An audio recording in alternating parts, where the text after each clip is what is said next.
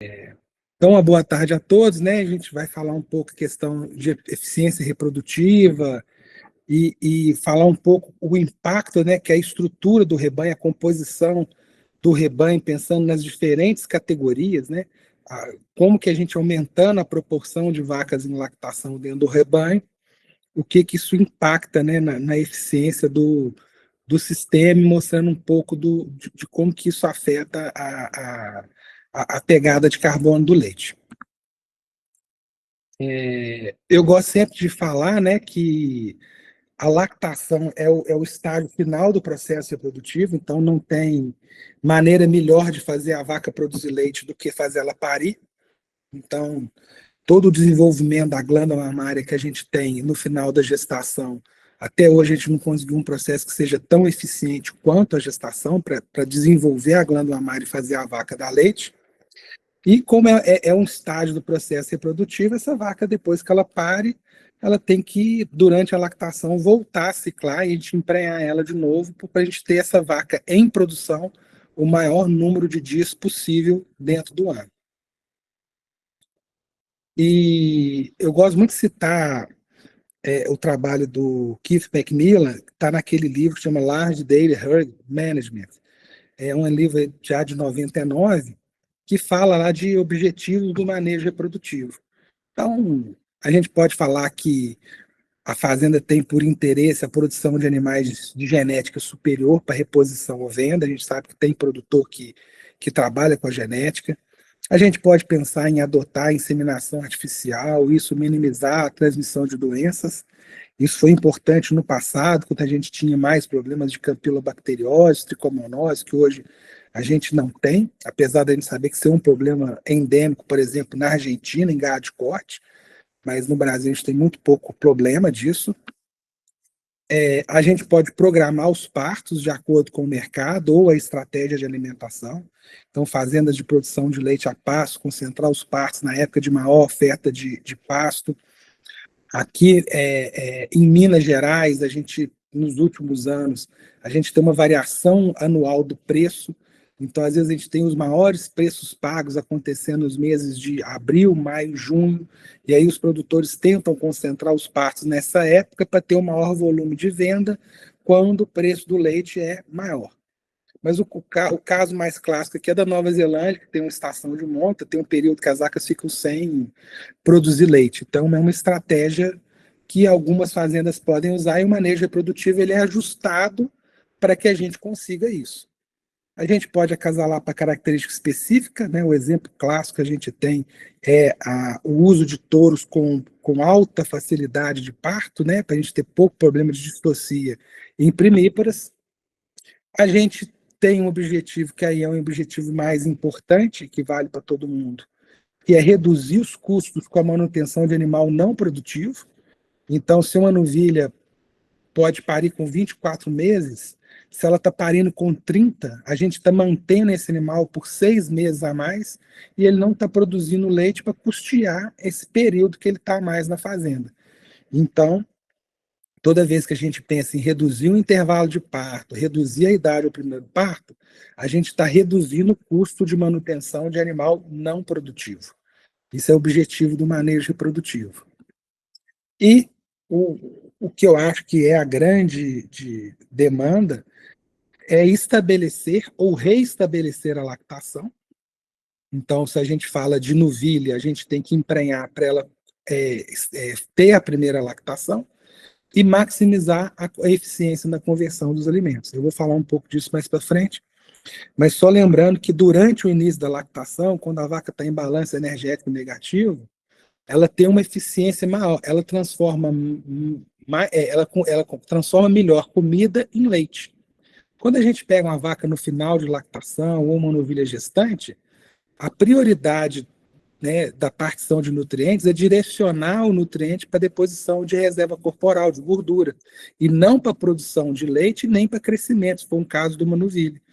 Ela passou da idade à puberdade, ela para de crescer, depositar proteína, de ganhar massa muscular, ela começa a depositar gordura. Gordura é mais cara do ponto de vista energético, é menos eficiente depositar gordura do que depositar carne ou produzir leite. Então, quando a gente tem a maior porcentagem das vacas no início de lactação, é quando a gente tem a melhor eficiência na conversão dos alimentos, porque a gente aproveita todo o metabolismo do animal, que está favorável para não depositar gordura. A gente tem hormônios, como o hormônio do crescimento em alta concentração, isso faz com que a vaca produza muito leite e seja mais eficiente, né? E quando a gente compara, por exemplo, a curva de lactação, né, de vacas holandesas, são dados de rebanhos brasileiros, basicamente no Paraná, né, dados da Associação Paranaense, a gente pega quanto que é a produção de leite de uma vaca holandesa hoje, né, a primeira cria produzindo 9 mil quilos na lactação, com um pico de leite de 32,58 quilos. Ele acontece por volta de 90 dias de lactação.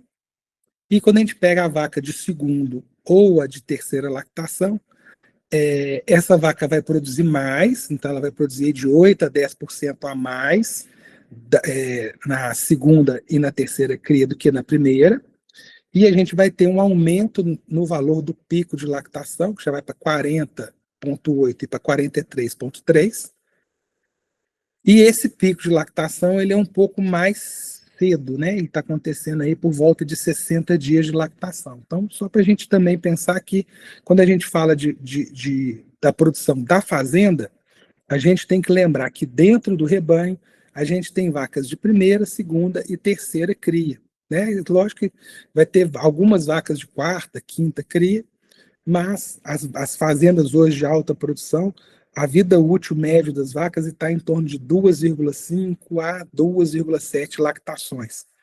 Então, você vai ter muito pouca vaca acima da terceira lactação, e geralmente entre 35% 38% de vacas são primíparas, que vão estar produzindo menos leite e que ainda estão crescendo. Então, elas vão produzir essa diferença na produção de leite, é porque esses animais ainda têm que completar o crescimento, e aí ela não tem essa eficiência máxima para produzir leite.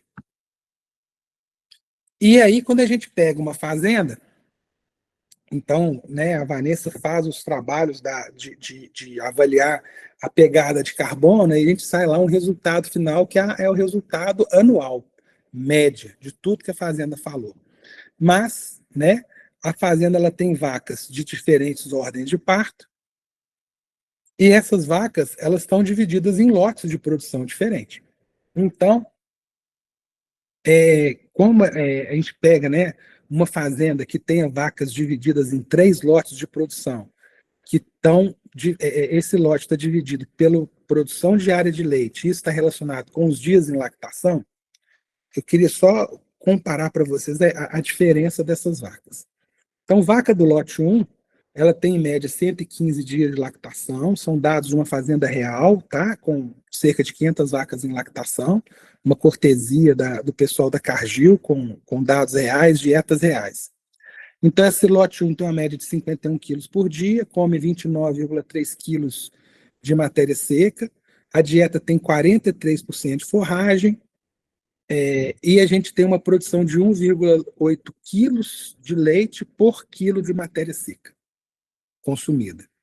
E essa vaca vai produzir 607 gramas de metano por dia, e quando a gente converte esse metano para gramas de metano por quilo de leite corrigido para energia, é aquele leite que está ajustado para o mesmo teor de gordura e o mesmo teor de proteína, né, para a gente poder comparar.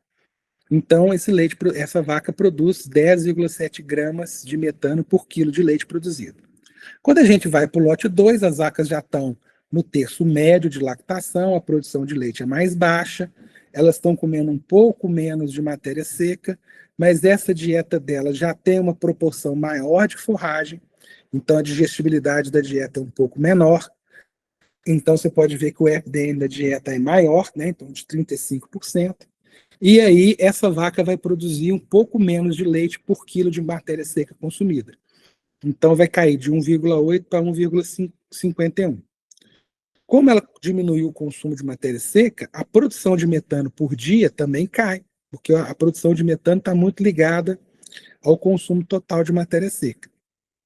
Cai a produção de metano para 515 gramas por dia, Mas quando a gente ajusta o metano pelo leite produzido, essa vaca produziu 12,8 gramas de metano por quilo de leite produzido, que é mais metano do que os 10,7 daquela vaca de início de lactação.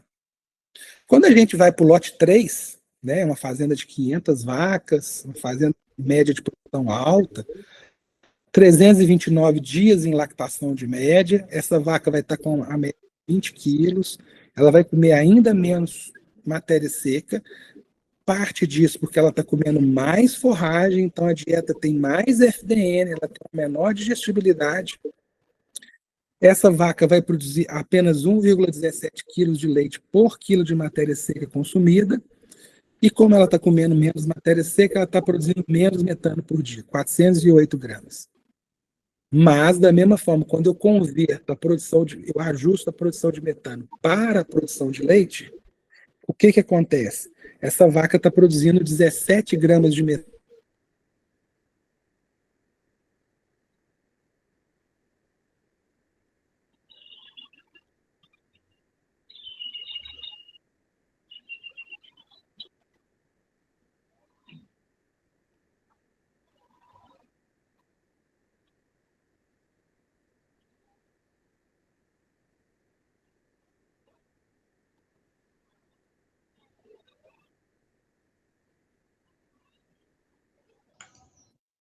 Dar eficiência na conversão dos alimentos. Voltou.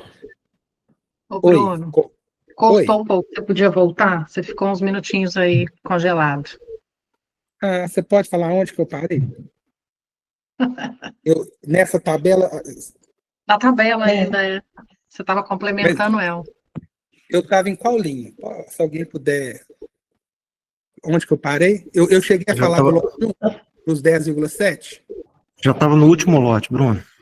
Ah, No tá. lote Então 3, vou repetir o último lote aqui. Obrigado, Thierry. Então, no lote 3, a gente tem vacas com o DEL maior, a menor produção de leite por dia, o menor consumo de matéria seca. Mas é uma dieta com mais forragem, com mais FDN, de menor digestibilidade, e essa vaca vai produzir menos metano por dia. Mas, como ela produz menos leite, essa vaca vai ser menos eficiente em termos de produção de metano. Então, ela vai produzir 17 gramas de metano por quilo de leite produzido. E essa vaca também ela é menos eficiente na conversão de alimento. Ela vai produzir apenas 1 quilo de leite para cada quilo de matéria seca consumida. Então, se eu quero melhorar o desempenho da fazenda, seja na eficiência alimentar, seja na emissão de metano, eu tenho que ter uma maior proporção de vacas no lote 1. Né? E essa proporção de vacas aqui, geralmente, no lote 1 e 2, a gente tem, às vezes, 30%, e no lote 3, como a gente vai até o final da lactação, a gente costuma ter 40% do rebanho. Então, o que eu tenho que fazer? Fazer essa vaca emprenhar rápido, para ela parir de novo, e ela voltar ao início da lactação, quando ela é mais eficiente. Então, se eu tenho menos vaca no lote 3 e mais vaca no lote 1, a média de produção de metano por quilo de leite vai ser diminuída. E toda vez que eu aumentar o intervalo de parto, eu vou ter mais vaca produzindo menos leite e com mais emissão de metano. O metano é entérico da dieta, tá? Aí a gente não está incluindo as outras variáveis, as fontes de emissão da pegada, é só na dieta, para exemplificar para vocês. Então, quanto mais vaca no lote 3, quanto maior o intervalo de parto, quanto maior o DEL do lote 3, menos eficiente essa vaca vai ser. E aí a gente vai ter uma pegada maior. Então, se a gente mexer na estrutura do rebanho, na fertilidade, reduzir o intervalo de partos, a gente vai ter uma proporção maior de vaca no lote 1, em que a produção de metano por quilo de leite é menor. Tá certo?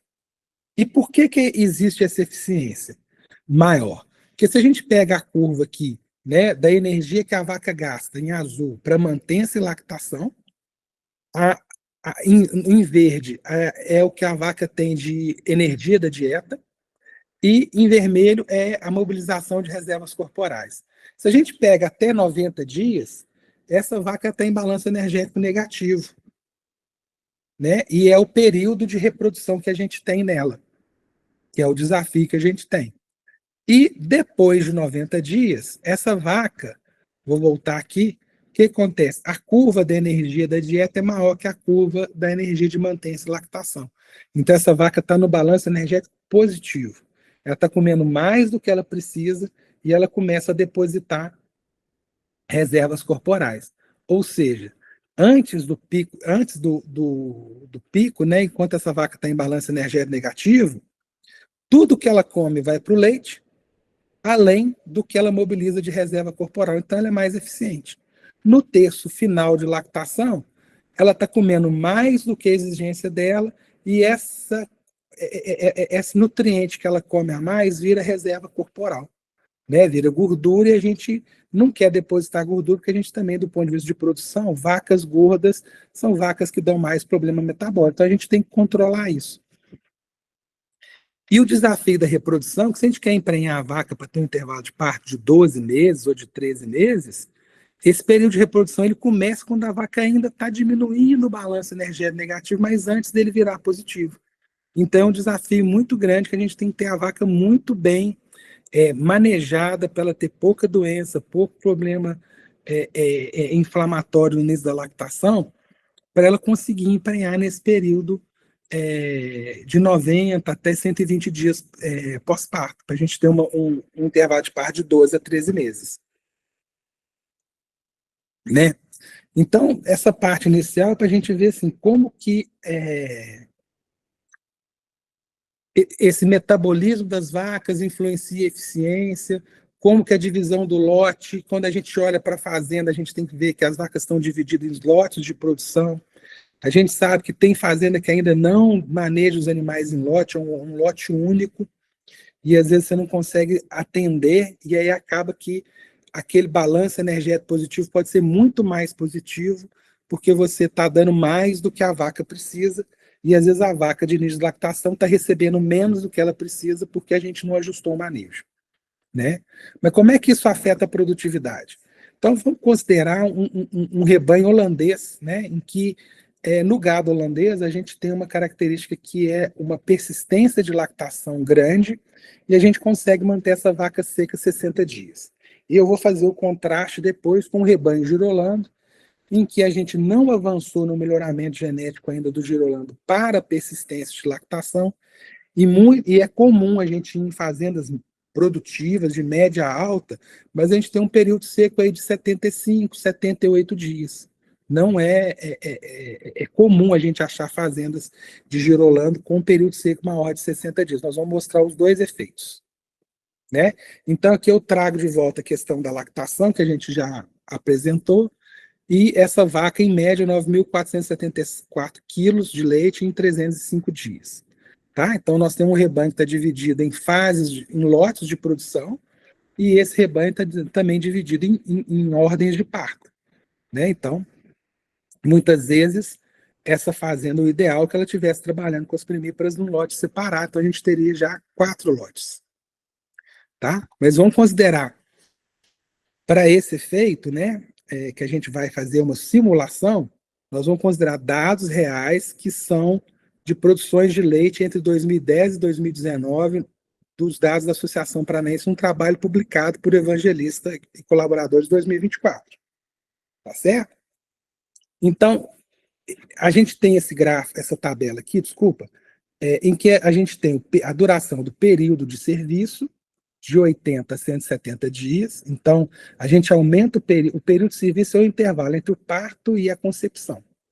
Se eu considero que a duração da gestação é fixa, né, e no caso do holandês, que a gente tem de dado publicado, 274 dias, eu pego o período de serviço mais 274 dias, eu tenho o intervalo de parto. Então, para cada para um intervalo de parto de 12 meses, eu deveria ter um período de serviço de 80 dias, para 13 meses eu aumento 30 dias no período de serviço, 110, 140, 170. O período de gestação é da raça, ele é constante, 274. Tá certo? É a média que a gente tem da raça, aí nós estamos pegando os dados brasileiros, dados da Associação Paranaense. Duração da lactação. A premissa que a gente trabalha aqui é que a vaca holandesa vai ficar seca 60 dias. Então, quanto maior o intervalo de partos, eu vou demorar mais a secar essa vaca, porque eu vou manter essa vaca produzindo leite, ainda que ela esteja produzindo pouco. Mas, às vezes, ainda é um pouco que é econômico. Então, a duração da lactação aumenta, e eu tenho, como consequência, um aumento da produção total de leite da vaca na lactação. Por quê? Porque eu vou colocar essa de novo, é como se eu pegasse essa curva de 300 dias aqui, quando eu pego os 300 dias, eu começo a puxar essa linha para a direita. Essa linha está descendo, então ela continua descendo, que é a persistência de lactação. Então, com 330 dias, a vaca vai estar produzindo menos leite do que com 300. Mas se eu somo a área total da curva, é a produção total. Então, a produção total é maior, mas a média é menor. Tá certo? Então, isso tudo a gente fez o cálculo da simulação.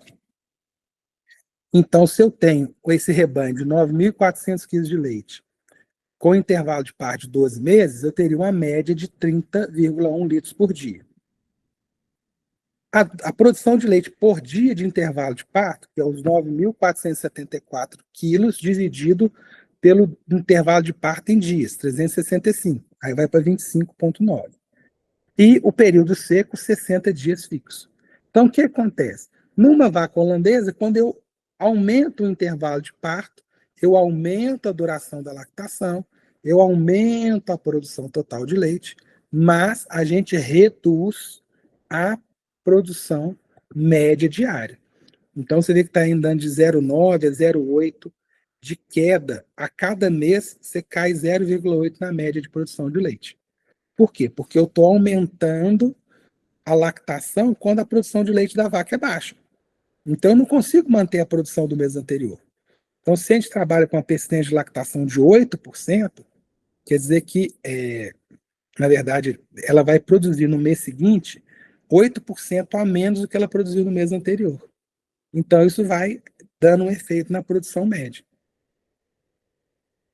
E aí, o que acontece? Ao longo das lactações, se eu tenho partos a cada 12 meses, significa que eu tenho uma frequência maior de vezes em que a vaca está em pico de lactação. Enquanto se o intervalo de parto é de 15 meses, essa vaca vai ter menos pico de lactação, ela talvez passe o mesmo número de dias em lactação, só que a produção acumulada dela é diferente. Então, se ela pariu a cada 12 meses, ela tem uma lactação acumulada de 28 mil quilos. Se ela pariu a cada 15 mil, a lactação acumulada dela ao final do terceiro ano, ela é de 22 mil quilos de leite.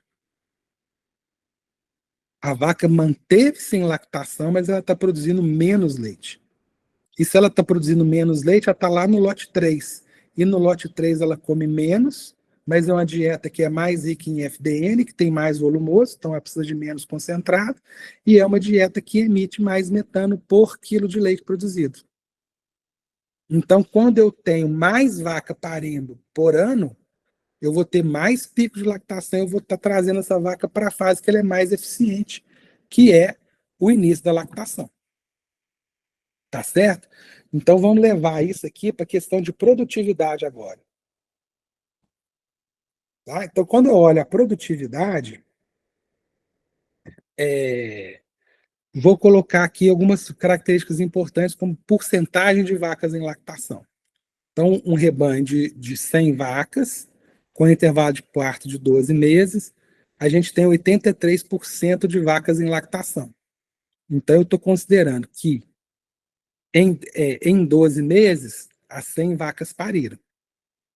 Se eu tenho 60 dias de período seco, eu vou ter quantas vacas em lactação? Eu vou ter 10 meses de lactação, 2 de período seco. Então, a porcentagem de lactação é 10 dividido por 12.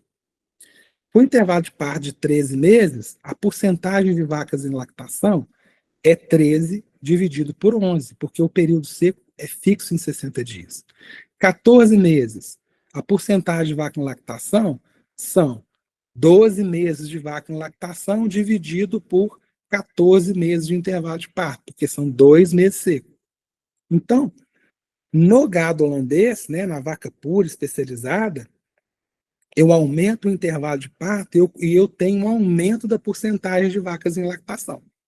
Que às vezes a gente pode até achar que no primeiro momento é bom, mas é ruim porque nós estamos... Quem está ficando em lactação? A vaca de menos leite. Né? Então a gente tem mais vaca em lactação, mas a gente tem menos vaca seca, mas a gente tem o quê? Menos partos por mês. Então eu saio de 8,3 partos por mês quando eu tenho 12 meses de intervalo de parto. Então, ou seja, são 100 vacas parindo a cada 12 meses. E quando eu vou para 15 meses de intervalo de parto, essas 100 vacas demoram 15 meses para parir. Então, eu pego 100, divido por 15, eu tenho o número de partos mensal. A duração da lactação aumenta, o período seco é igual, a produção total da fazenda, que é o leite que está no tanque, ele vai cair, porque a média de produção de leite da fazenda é menor, igual eu mostrei no slide anterior. E aqui já está o detalhe também, então ela vai de 31 para 30, para 29, para 28. Então eu tenho mais vacas em lactação, mas elas estão produzindo menos. Aí o que acontece com o leite total do tanque? Está menor. Então, toda vez que eu reduzo o intervalo de parto, no caso da vaca holandesa, eu aumento a média do rebanho e aumento o leite total no tanque. Porque eu estou trocando uma vaca de final de lactação, que ela é menos eficiente para converter alimento em leite, para uma vaca de início de lactação, que ela é mais eficiente. Tá certo? Agora, vamos no rebanho girolando, que a gente tem a diferença do girolando, que é o quê?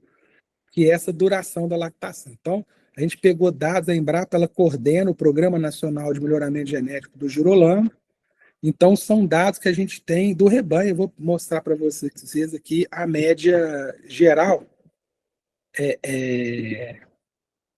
para vocês verem. Então, a duração da lactação no rebanho girolando, todas as lactações registradas nesse ano, 274 dias. Então, nós estamos falando de 26 dias a menos do que 300, né? A gente fala de 305, nós estamos falando de 31 dias a menos de duração da lactação.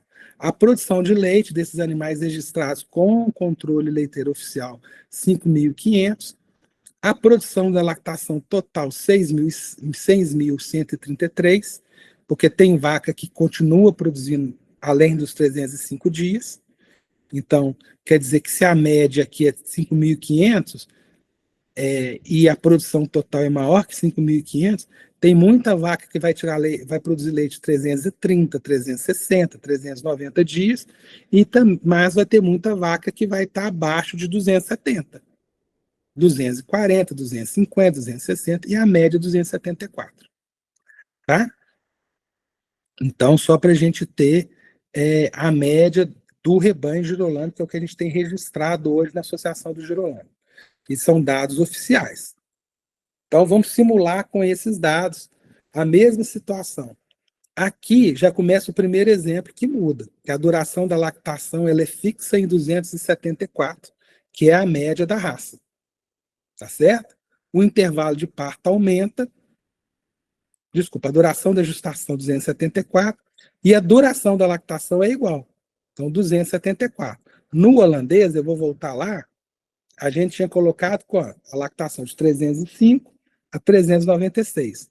No girolando, não houve essa seleção para persistência de lactação ainda, isso tem melhorado ao longo dos anos, mas a lactação ainda é mais curta.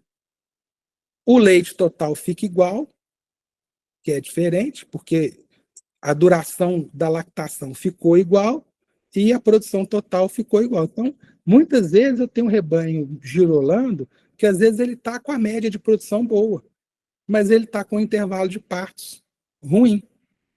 Por quê?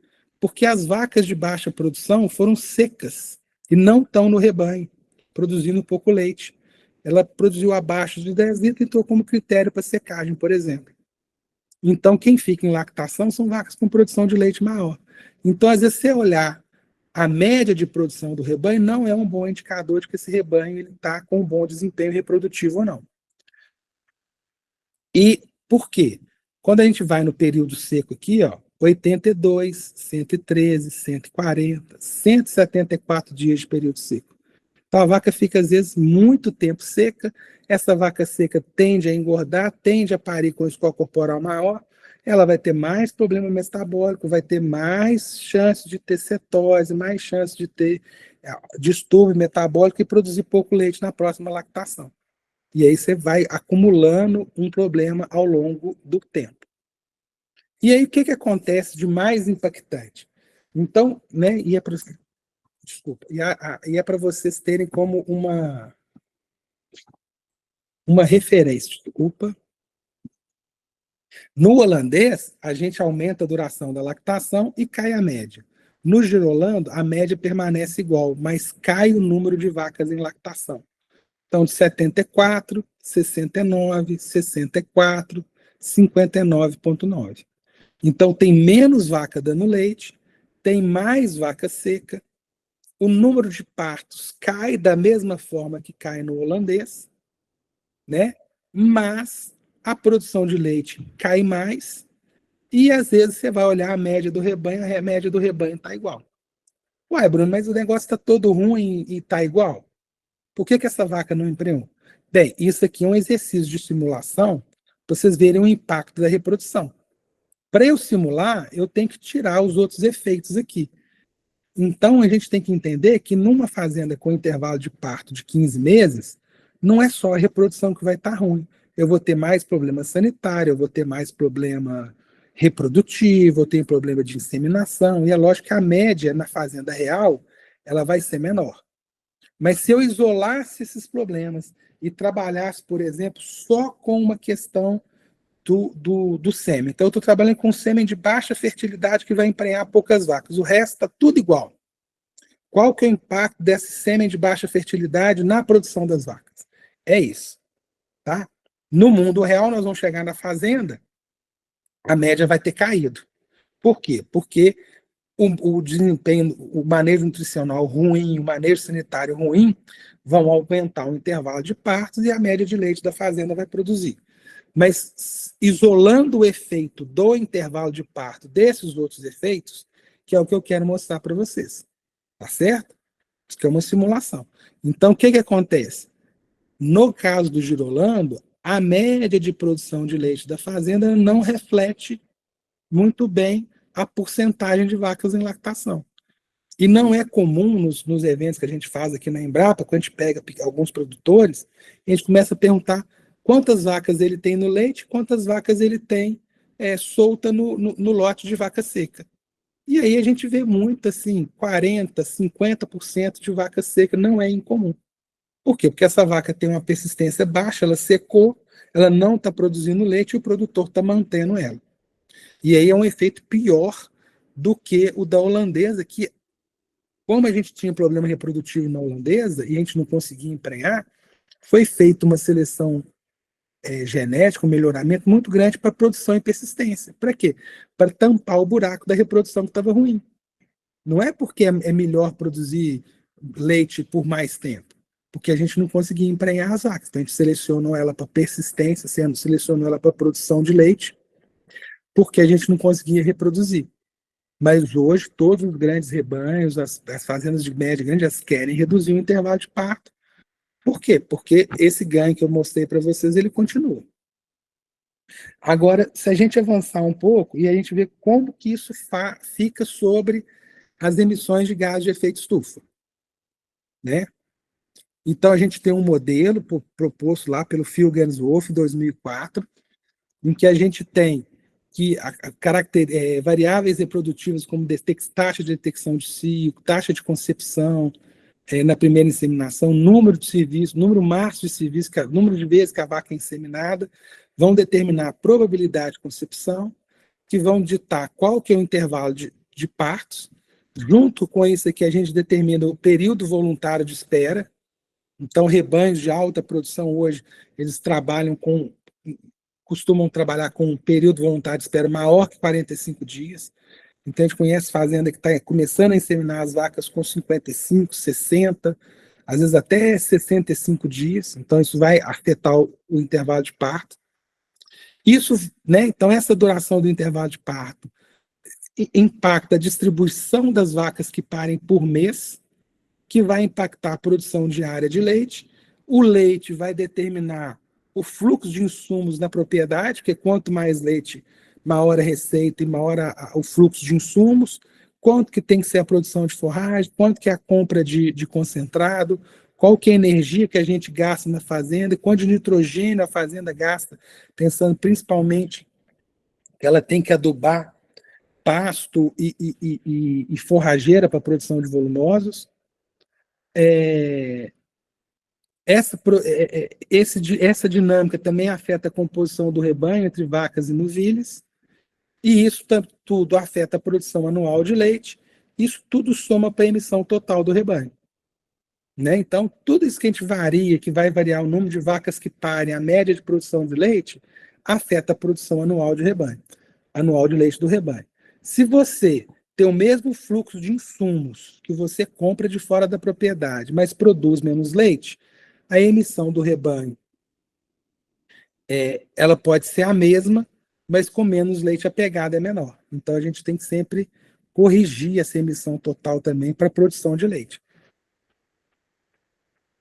Então, o que acontece? Que a gente simulou, né? Então, a gente simulando um rebanho com intervalo de parto de 12 a 15 meses, qual que é a mudança desse intervalo de parto na composição do rebanho? De forma ideal, a gente tinha que ter 49% de vacas em lactação, 8,5% de vaca seca, 20% de novilha de 1 a 2 anos, 22% de novilha de 0 a 1 ano, já incluído aqui a taxas de mortalidade. E 0,1% de touro. Coloquei touro que ainda tem um baixo uso de inseminação no Brasil, então eu ainda quis colocar o touro aqui para a gente mostrar que tem alguém que não está contribuindo com leite, mas está emitindo todo dia. E aí você tem um rebanho de 100%. Mas quando a gente aumenta o intervalo de parto, né, no caso da vaca holandesa, aumenta um pouquinho a porcentagem de vaca em lactação, diminui vaca seca, permanece igual à recria. Mas lembra que eu falei lá atrás que cai a produção de leite diário. Então, o que acontece? A produção de leite média, ela cai com o aumento do intervalo de partos, assim como a produção de leite por dia de intervalo de partos. Só mostrando graficamente o que eu já falei anteriormente. E aí, quando a gente pega a produção diária de leite da fazenda, que é o leite que está no tanque que o produtor vai vender, essa produção de leite cai de 3.700 para 3.190. Tá? Então, essa é a modelagem que a gente fez com o rebanho eu esqueci de falar para vocês, acho que é um rebanho de 300 vacas em lactação. A gente pegou uns dados de um rebanho real, tá? Não, eu posso estar enganado aqui no número de... Não, é um rebanho de 100 vacas, né? Para a gente ter a média de 37 aqui. Então, então a gente aumentou o intervalo de parto, a gente diminuiu o leite no tanque, então é menos leite no tanque, é menos dinheiro no fim do mês no bolso do produtor, e quando eu pego a produção anual de leite, a gente também cai, porque eu estou aumentando o intervalo de partos. Tá certo? E aí, o que acontece com a pegada de carbono desse rebanho? Quando eu tenho um intervalo de parto de 12 meses, eu tenho uma pegada de 0,786. Quando eu vou para 16 meses, a pegada vai de 0,865. Tá certo? Então, você aumenta o intervalo de parto, você aumenta a pegada de carbono do leite. Por quê? Porque você teve uma menor produção de leite no ano. Porque a média de produção de vaca está menor. Então, você aumenta a pegada de leite. Muito embora a emissão total da fazenda seja maior. Mas olha a diferença que tem. Se a gente calcular a porcentagem que a gente tem de aumento na emissão total, ela é pequena comparado com a diferença percentual que a gente tem na pegada. Então, a gente impacta muito mais a pegada de forma direta com a produtividade do leite do que o ganho que a gente tem de reduzir a emissão total. A emissão total ela aumenta com a redução do intervalo de parto, mas ela aumenta pouco. Enquanto que a pegada aumenta com o aumento do intervalo de partos, mas aumenta muito. Então, proporcionalmente, a redução da produção total faz com que haja um aumento da pegada da produção do leite. Aqui é a mesma coisa, então mostrando aqui do intervalo de 12 para 16 meses, então a pegada vai de 0,9 a 0,97, são dados simulados, tá? Da modelagem que a gente fez. Então a gente vai aumentando a pegada do carbono, a pegada de carbono com o aumento do intervalo de partos. Por quê? Porque eu tenho vacas produzindo menos do que elas têm potencial genético, porque elas estão no final da lactação.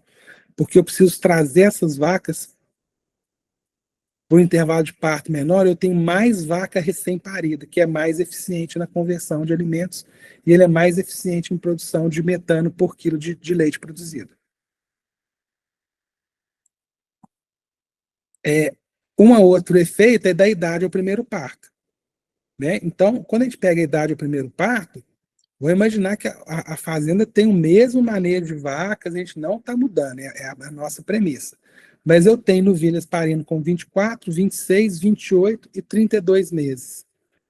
Então, o que acontece? Essa novilha, ao ficar 2, 4 ou 6 meses a mais na propriedade, ela está uma novilha grande, pesada, ela come muita matéria seca, então a emissão de metano é diretamente proporcional ao consumo de matéria seca. Eu tenho uma categoria que está comendo muito e produzindo muito metano entérico, e ela vai demorar 6 meses a mais para produzir o leite.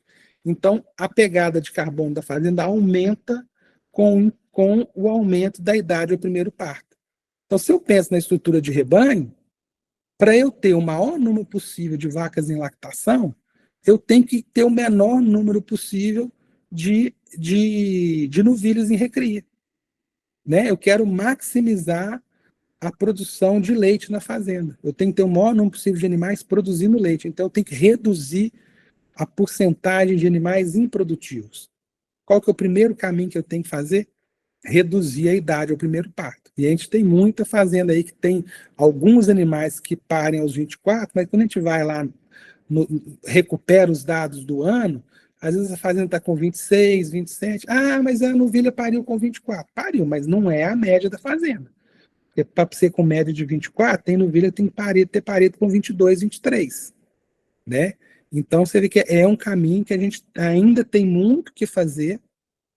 É uma das ações que dá um efeito muito rápido na queda da pegada de carbono da propriedade e que impacta muito o sistema de produção.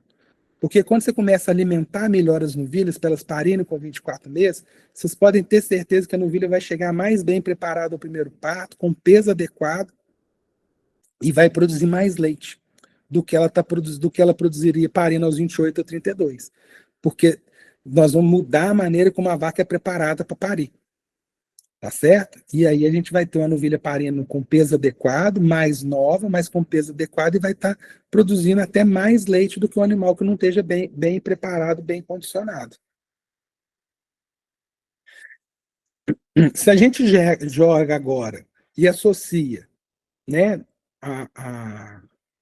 num cenário de intervalo de parto de 12 meses, né, a idade ao primeiro parto, 24, aqui até 36, o rebanho total ele passa de 818 para 1.170 cabeças.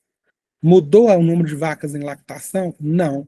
Mudou o número de animais em recria. Você tem aqui, ó, quase 300 animais a mais em recria, porque você tem uma categoria a mais que é novilha de 24 a 36 meses. A produção de leite da fazenda permanece a mesma, porque o que está mudando aqui? O rebanho está aumentando o rebanho não produtivo. A produtividade do rebanho é a mesma, nós estamos mexendo só em recria. E aí, como é que acontece com a emissão total? A emissão total aumenta. Por quê? Porque eu tenho mais animal emitindo metano na fazenda. Então, a redução da idade ao primeiro parto é uma das coisas que tem um efeito direto e mais rápido na redução da pegada quando a gente está discutindo essa questão de estrutura de rebanho. Além do benefício indireto que eu vou repetir, da gente preparar melhor esses animais para lactação. Tá? E aí a gente fez uma modelagem com 12 sistemas de produção, né? Então a gente tem grupo dois grupos de fazendas, Fazenda A e Fazenda B. Então, a Fazenda A são fazendas com 13,8 meses de intervalo de parto, o grupo B 13,7, você vê que aqui eles são próximos, mas a diferença é, no grupo A, a gente tem fazendas com período seco de 60 dias, no grupo B, fazendas com 72 dias de período seco. Então, no grupo A, 88% das vacas em lactação, no grupo B, 72% de vacas em lactação. Qual que é a diferença desses dois grupos, né, que tem o período seco diferente? Como é que isso vai mudar? Então, a gente tem os dados de inventário e o dado da modelagem, a gente reduzindo 1 mês de intervalo de parto no grupo A. Então, no grupo A, se eu reduzir o intervalo de parto de 420 para 390 dias, a lactação reduz em 30 dias, eu mantenho o período seco de 60 dias, eu vou reduzir vacas em lactação e aumentar a vaca seca, né? Porque eu vou chegar dentro do que é normal. No grupo B, a lactação ela vai reduzir de 344 para 326. Nesse caso, a gente pegou 12 dias de período seco, tirou para voltar para um período seco de 60 dias. Então, o que a gente ganha de lactação aqui são só 18 dias. A porcentagem de vacas em lactação sai de 71 para 84 e reduz vaca seca de 28 para 15. Então, quando a gente pega, né, dentro do inventário, né, e aqui estão as fontes de emissão, quando eu reduzo 1 mês de intervalo de parto, eu consigo reduzir em 0,09, que é, né, quase 0,1 quilo de carbono equivalente por litro de leite produzido. Então, eu vou de 1,12 para 1,03, quer dizer, 8% de redução na pegada de carbono pela redução de 1 mês no intervalo de parto, em vacas que tem uma duração de período seco de 60 dias. Estão fazendo um gado mais holandês, uma fazenda bem manejada, que consegue ter uma persistência de lactação boa. Essas vacas não emprenham e continuam em lactação. Aí eu vou para o grupo B. O grupo B é aquela fazenda que tinha uma duração de período seco de 72 dias. Eu reduzo esse período seco para 60 dias e eu vou impactar muito a porcentagem de vacas em lactação. E aí eu tenho aqui uma redução de 21% na pegada de carbono. Por quê? Vou voltar lá. Porque a gente saiu de 71% em vacas em lactação para 84%. Aqui, no grupo A, a gente ganhou na média de produção de leite das vacas, que vai ter uma média de produção maior na fazenda. No grupo B, a gente ganhou porque a gente trouxe mais vaca para o leite. Então, o impacto aqui é maior. Então, numa fazenda que está bem, a gente reduz o intervalo de parto, 8% de redução na pegada. Numa fazenda que é mais problemática, que tem um intervalo de parto grande, mas também tem um período seco maior que 60 dias, quando a gente ajusta a fazenda, a gente tem aí 20% de redução na pegada de carbono, que é mais significativo ainda. Gente, era isso que eu tinha para falar. Acho que pelo tempo a gente ainda tem alguns minutos para conversar. Oi, Bruno, obrigada pela apresentação. A gente vem trabalhando bastante com essas modelagens. Eu acho que cada vez que você fala, a gente aprende mais um pouco. Eu acho que sei menos ainda, cada vez que você fala. Mas vamos abrir para perguntas. Pessoal, não tem nada aqui no chat. Quem quiser perguntar, fiquem à vontade. O pessoal está muito caladinho, Bruno, bem tímido aqui no evento. Eu vou fazer uma pergunta, então, para abrir. A gente sempre, quando está coletando dados, a gente fixa muito nessa questão da estrutura do rebanho, está mais ou menos com 50%, né, de animais, tudo, e pelo que você falou aí, a gente não deve se prender, então, a isso. É uma dos pontos que a gente tem que olhar, mas aí, então, o ideal é a gente ver essa questão dos lotes, como é que está sendo manejado isso na fazenda, junto com essa questão da distribuição. Se a gente for falar uma média, né, por exemplo, eu converso muito com o André Novo, que é o nosso colega da Pecuária Sudeste, a gente fala, por exemplo, dados do programa Balde Cheio. nós estamos falando que, na média, nós vamos trabalhar com 30% a 35% de vacas em lactação e rebanhos comerciais. Aí nós estamos mostrando aqui que o ideal é 48%, 50% de vacas em lactação. Então, isso mostra que, na realidade, a gente já tem um gap muito grande dessas fazendas, né? Agora, se a fazenda já está perto de 50% de vacas em lactação, está muito bem. Então, provavelmente, ela já tem uma idade ao primeiro par de 24 meses e ela deve estar com um intervalo de partos bom. Mas pode ser que seja uma fazenda de gado holandês, com alta persistência, e o Jesse também tem isso, e às vezes essas fazendas estão com 14, 15, 16 meses de intervalo de parto. Então, ainda assim, há espaço para melhora. Vai mudar a composição do rebanho? O número de vacas em lactação vai até diminuir um pouco, mas a gente ganha em média de leite na fazenda. É lógico que para eu fazer a simulação, eu tenho que isolar os efeitos, né? Então, se a fazenda tem um problema de intervalo de parto, provavelmente ela tem problema de alimentação, ela tem um problema sanitário, ela tem um problema de manejo, e aí a média de produção vai ser menor. Mas para a gente comparar todo mundo, né, no mesmo saco, eu tenho que travar alguma coisa. Então, considerando que todas as fazendas estão iguais, a gente, mesmo que a composição do rebanho esteja boa, a gente tem espaço para melhoria no intervalo de partos. Por isso que a gente tem que ver lá o número de bezerros que nasce por ano, para a gente saber o que tem. E uma coisa que a gente tem dificuldade, né, a gente já fez isso, Vanessa, é que a gente tem muita fazenda que está expandindo o rebanho hoje.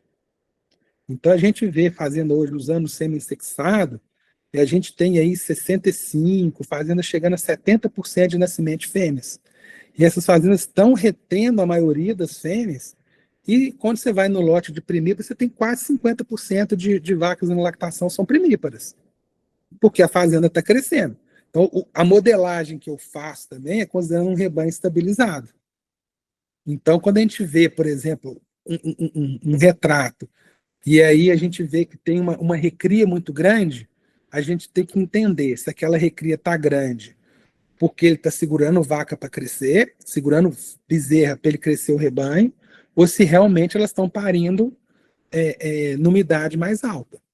Aí tem que, por isso que o dado sozinho não ajuda. Então, quando a gente, né, pegar o número de partos, quando a gente pega a composição do rebanho por lote, se a gente tivesse essa distribuição dos lotes, né, quantos lotes de produção tem? Tem 3, tem 4, é lógico que a gente sabe que isso muda mensalmente, né? Cada dia pare uma vaca, seca uma vaca, toda semana muda.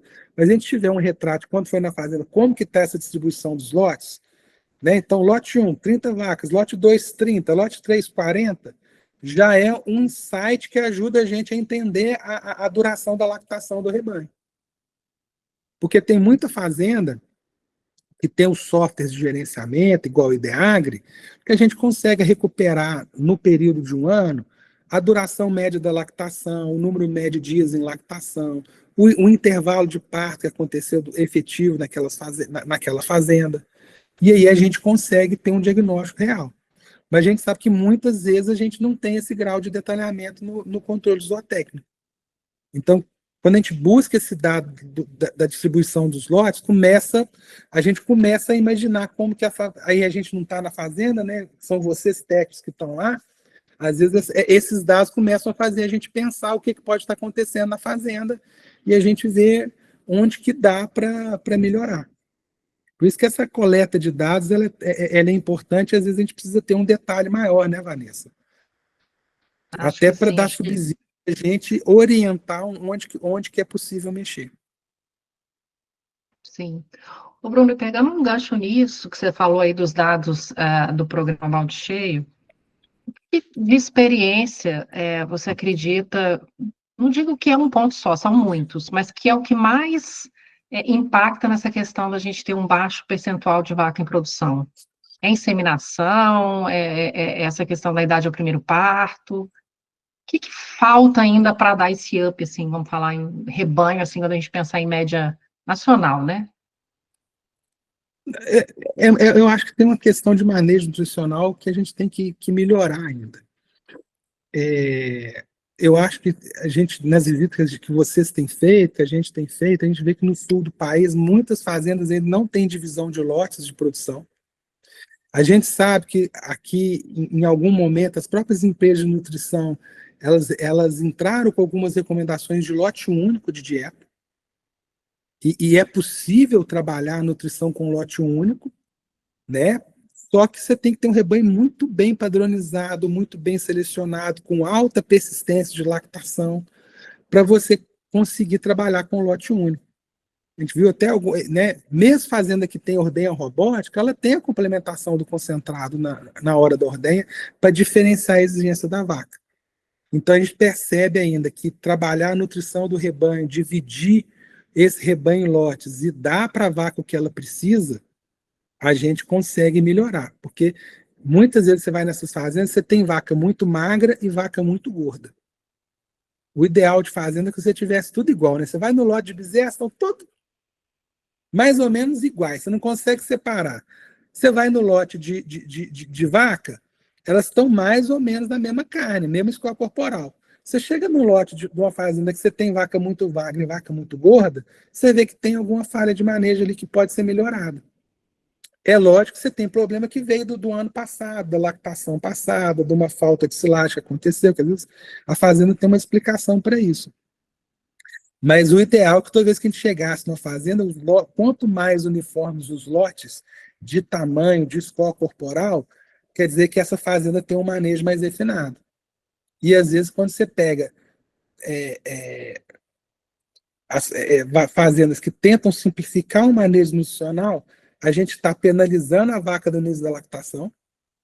Então ela vai mobilizar mais reserva corporal, ela vai emagrecer mais, ela vai demorar mais a dar o primeiro cio. E aquela vaca de final da lactação vai comer mais do que precisa e vai engordar. E aí ela vai ter problema metabólico na lactação subsequente, vai adoecer, vai emagrecer depois e vai demorar a emprenhar e depois ela vai engordar de novo. Então é um ciclo, né? Inclusive tem um trabalho agora do Paul Frick, que é americano, que ele fala que é o ciclo de alta fertilidade da vaca. E é uma recomendação de você controlar o score corporal desde a novilha, antes dela entrar em reprodução, para ela entrar em reprodução com o score corporal baixo, parir com o score corporal baixo, para diminuir problema metabólico, para diminuir problema de saúde, para ela emprenhar cedo, não ter um período seco ou ficar muito tempo no lote 3, para ela não engordar, então essa vaca vai estar sempre magra. E toda vez que você tem uma vaca gorda na fazenda, essa vaca sempre vai dar problema. Porque ela vai parir, ela vai mobilizar muita gordura, ela vai dar cetose, ela vai dar retenção de placenta, infecção uterina, ela vai dar mastite, ela vai demorar a emprenhar, ela vai ficar muito tempo no lote 3 e vai engordar de novo e parir gorda da vez seguinte e produzir menos leite. Então a gente tem que ajustar muito o manejo nutricional para a gente conseguir avançar na reprodução. Muito bom. Acho que depois Thierry vai falar um pouco mais disso. Bruno, muito obrigada, né, pelos conhecimentos compartilhados aí. Acho que a gente sempre está aprendendo mais, mesmo trabalhando junto. Acho que foi muito bom para todo mundo. Acho que o Rafael agora vai perguntar. Demorou, hein, Rafael? Está Você está com o fechado, microfone Rafael. fechado.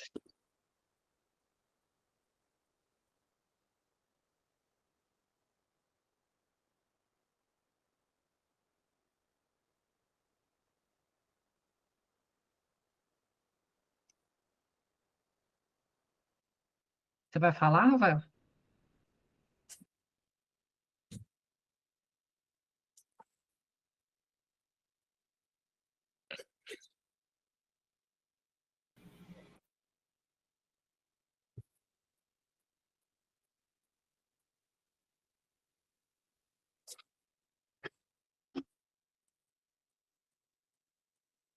Continua mudo.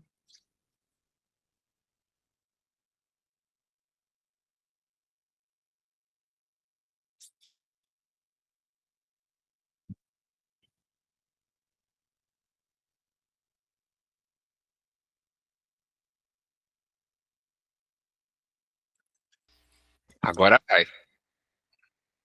Ó, Sim. agora veio. É, Bruno, nossa, muito bom o assunto. Acho que é extremamente importante essa questão dos lotes e falar sobre isso. A gente tem, a Vanessa e o pessoal da Embrapa, a gente tem visitado bastante fazendas aqui no Paraná. Nós temos fornecedores aqui e grande parte das pessoas desse evento aqui são formadoras de opinião. Então, são formadoras, estão ali no dia a dia, né, com as fazendas, enfim. E nós temos fazendas, sim, hoje, que separam os lotes aqui, né? E assim, que o cara, mas assim, é super profissional, ele já tem um nível aí, acho que a gente acompanhou de pelo menos acima de 5.000 litros dia, esse aí já tem isso como uma regra. E já as outras propriedades que são a maioria, realmente a gente tem uma ideia ainda muito voltada para a nutrição unificada, que não separa, porque dá trabalho, a gente já escutou, eu já escutei muito isso, e eu nem estou todo o tempo junto com o técnico nas fazendas aqui dos nossos fornecedores, que dá trabalho, que a estrutura ainda não comporta, enfim, eu acho que a gente tem muita oportunidade aí com essa parte de manejo e parte de nutrição, assim. E é bem legal você vir reforçar isso de uma maneira tão clara, que para mim ainda reforçou aí o que a gente vem conversando e trabalhando aí nos últimos meses. Ô, Rafael, a gente tem o relato de quando a gente vive, a gente sabe dessa, vamos colocar assim, até dessa cultura, que às vezes o produtor acha que não está pronto, mas a gente precisa mostrar para ele o que ele está perdendo, né? Porque se a gente está trabalhando com lote único, nós estamos falando que a gente não está separando as novilhas. Você viu ali que a média de leite das novilhas é 6, 7 litros a menos. Por quê? Porque a novilha está crescendo. Quer dizer, essa novilha tinha que estar separada.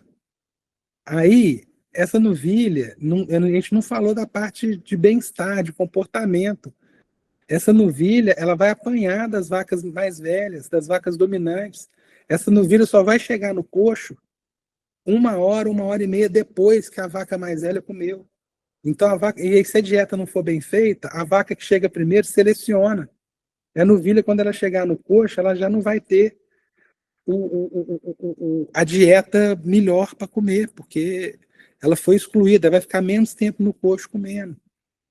E você vai ter sempre as vacas mais velhas, maiores, disputando espaço. E uma coisa que a gente tem visto aqui, principalmente nos projetos de compost, que tem chamado a nossa atenção, é que para aumentar a densidade aqui em Minas, eu sei que aí, talvez até por questão climática, você não consegue tanto, a gente tem fazenda que está chegando em 6 metros quadrados por vaca.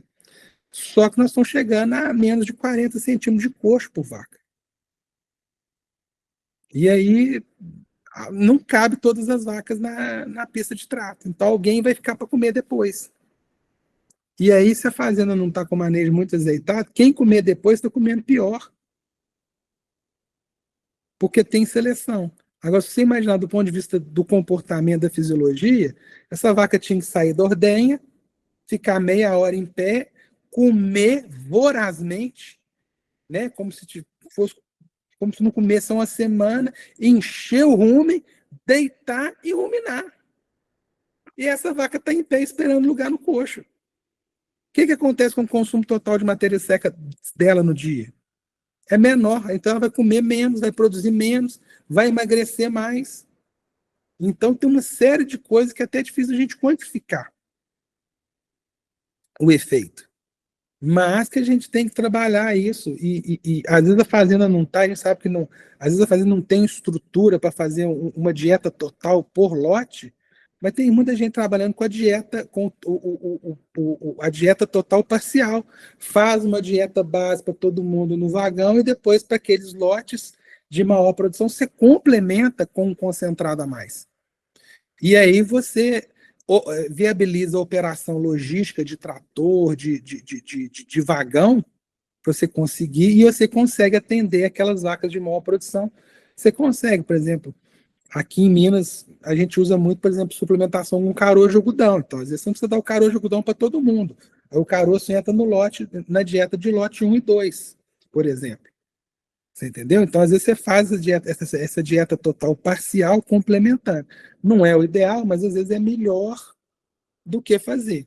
A não ser que essa vaca for comer muito concentrado, que aí o risco de fazer ela parcial vai ter mais risco de acidose. Aí não dá para recomendar. Mas tem que entender que tem vaca que está comendo mais do que precisa. Vai engordar, vai dar cetose, vai dar problema metabólico na próxima lactação. E tem vaca que não tá comendo o que precisa, está emagrecendo muito e demorando a emprenhar. Muito bom, Bruno. Tem mais uma pergunta do pessoal da Milkwork. Quem vai falar, Ivan? Boa tarde, Vanessa. Boa tarde, Bruno. Parabéns pela palestra. Eu tenho uma dúvida com relação quando você falou na divisão no DEL e a produção das vacas. Para a gente formular uma dieta, qual seria o ideal, no seu ponto de vista, Bruno? Separar por DEL, os lotes das vacas em lactações, ou por produtividade animal? Olha, a minha especialização não é nutrição. Aí a Mariana e o Thierry podem me ajudar melhor. O ideal é você fazer um critério duplo. Você trabalha com o DEL e ajusta a produção de leite. Então vai ter vaca que vai estar com o DEL alto, mas com a produção de leite alto, que merece continuar no lote 1. Ela fica no lote 1. Você entendeu? Enquanto que a vaca vai ter vaca que, por exemplo, está com a produção de leite baixa, mas está com o DEL baixo e ela não faz sentido, e já está inseminada, não faz sentido ela ficar no lote 1, ela pode ir para o lote 2. Se a gente trabalhar com fazendas maiores, aí você vai pela produção de leite para divisão de lote. Mas fazendas menores você consegue ajustar. Então, vaca que está magra, você consegue manter ela no lote acima para ela recuperar a score corporal, para ela poder emprenhar. Então, você consegue fazendas menores, você consegue ajustar. Né? Então, essa vaca aqui está com a produção baixa. Ela tinha o lote 2, mas ela está magra e não foi inseminada. Então, vamos segurar ela mais ou menos no lote 1. Né? Beleza. O ideal é ter um lote de primípara separada e aí ter mais 3 lotes por produção ou por DEL. Agora vai depender de quão homogêneo é o rebanho, você entendeu? Se a gente pega um rebanho que é homogêneo, a produção de leite entre as vacas é semelhante, então você vai pela produção de leite ou pelo DEL. Mas se você tem um rebanho heterogêneo, tem vaca holandesa, tem vaca Jesse, tem vaca cruzada, aí você tem que ser mais flexível. Tá? Então, às vezes, a gente vê um rebanho que está selecionando, que comprou animal de fora, com mais produtivo, mas aí tem animal que é menos produtivo. Esse animal menos produtivo merece ficar no lote 1, por exemplo. Tem que ajustar. Agora, a fazenda que está bem ajustada, bem homogênea, aí não vai fazer muita diferença o DEL ou a média de leite, porque a fazenda está bem homogênea. Mas não é o que a gente vê. A gente vê os rebanhos heterogêneos, em tamanho de vaca, em score corporal, em produção de leite. Então, toda a gente que a gente faz a divisão do lote, é para ter um lote homogêneo. Então, fazendas pequenas, usa 2, 3 critérios. Usa o DEL, usa a produção de leite, e aí eu ainda entraria com score corporal e status reprodutivo. A vaca está com a produção de leite baixa, o DEL alto, mas ela está magra e não foi inseminada ainda. Mantém ela no lote 1 até ela ser inseminada, por exemplo. Aí você está pensando em atender a vaca que precisa mais, ela precisa reproduzir. Então ela precisa de mais nutrientes para voltar a dar cio. Ainda a gente também tem bastante rebanho despadronizado, né? Às vezes vacas maiores, vacas menores, e isso acaba também prejudicando. Mas tá. Obrigado, viu, Bruno? Nada. Bruno, obrigada pela sua participação.